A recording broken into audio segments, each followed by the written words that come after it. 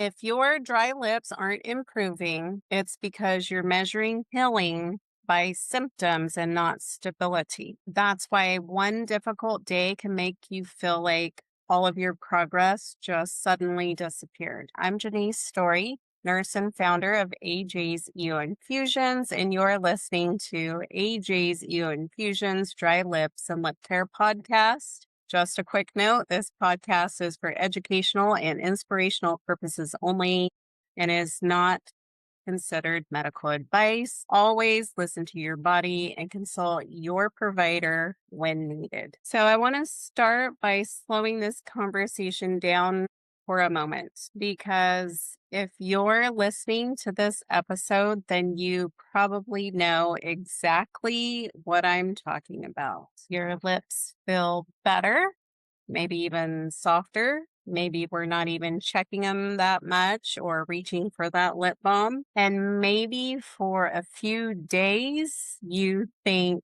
finally something works. And then it happens. The dryness returns. You feel that tightness. You're constantly checking again, thinking again, worrying again. And almost immediately, your brain jumps back into the same conclusion. I'm back where I started. And that feeling is frustrating and discouraging. And honestly, it can make you want to give up altogether, because when you've been trying to support your lips for days, weeks, months, sometimes even years, every setback feels so personal. But here's what I want you to hear today. One difficult day is not the same as losing progress. And for many women, that distinction changes everything. One of the things that I see the most is that we confuse improvement with stability. Improvement means that something is changing. Stability means that that change has become dependable, and those are not the same thing. Think about it this way.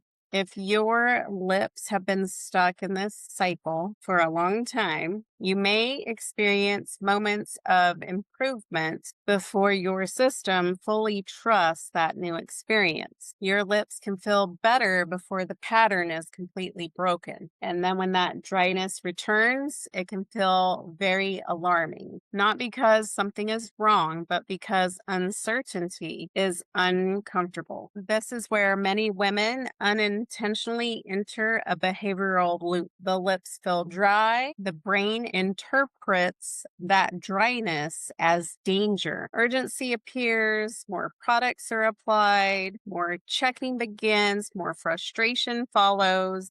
And before long, the focus shifts from support to reaction. And that's an exhausting place to live, not just physically, emotionally, mentally, even spiritually, because you're constantly waiting for proof that things are finally getting better. But healing rarely moves in a straight line, and neither do we. This isn't just a lip problem. It's a pattern. It's the pattern of feeling discomfort and immediately assuming that something has gone wrong. It's the pattern of reacting before observing. It's the pattern of abandoning support because confidence hasn't arrived yet. And once you start recognizing the patterns, something interesting happens. You begin to realize that your lips are actually reflecting a larger experience. The nervous system plays a role here. When we're overwhelmed, overstimulated,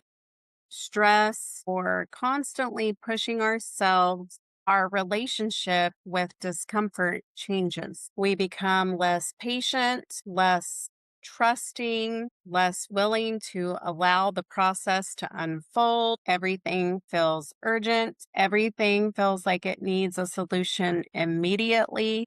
And when the mindset enters lip care, we often end up doing more rather than supporting better. More products, more reapplication, more searching, more fixing, yet the result often stays the same. Not because you're failing, but because force and support are not the same thing. This is one of the reasons that the lip ritual exists, not as another thing to do, not as another product centered solution, but as a reset, a pause, a moment of regulation, a different experience. The lip ritual invites you to step out of reaction and step into awareness, to slow down, to notice, to support, to create a consistent experience rather than constantly chasing immediate relief. Because when we're always reacting, we rarely have the opportunity to recognize progress.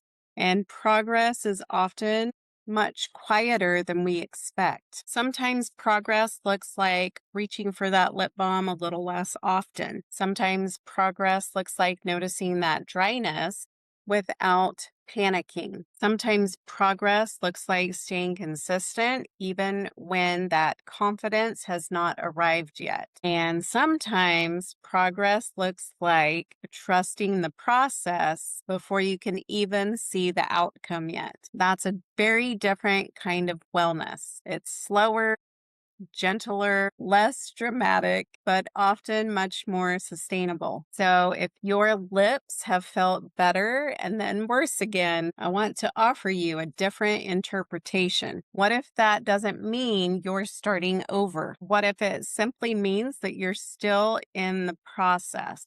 What if fluctuation isn't failure? What if uncertainty isn't evidence that support isn't working? What if your next step isn't doing more? What if it's supporting differently? Those questions matter because they shift your focus away from fear and back towards awareness. And awareness is where real change begins. If you've been feeling confused about your lips, uncertain about what's actually contributing to the cycle, or frustrated because nothing seems to stay consistent, I'd love to invite you to take the lip quiz.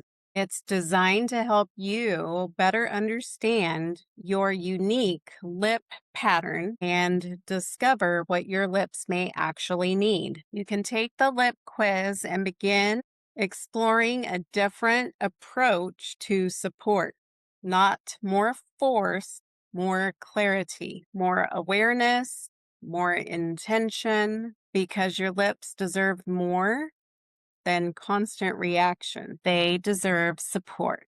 You've just listened to AJ's Infusions Dry Lips and Lip Care podcast with Jenice Story. If this conversation resonated with you, be sure to follow and subscribe so you never miss a future episode. And if someone in your life feels stuck in a cycle of overdoing, frustration, or constant lip balm dependence, share this episode with them. And when you're ready, take the lip quiz and discover what your lips may actually be asking for. Until next time, remember, you don't always need to do more. Sometimes you simply need to support differently.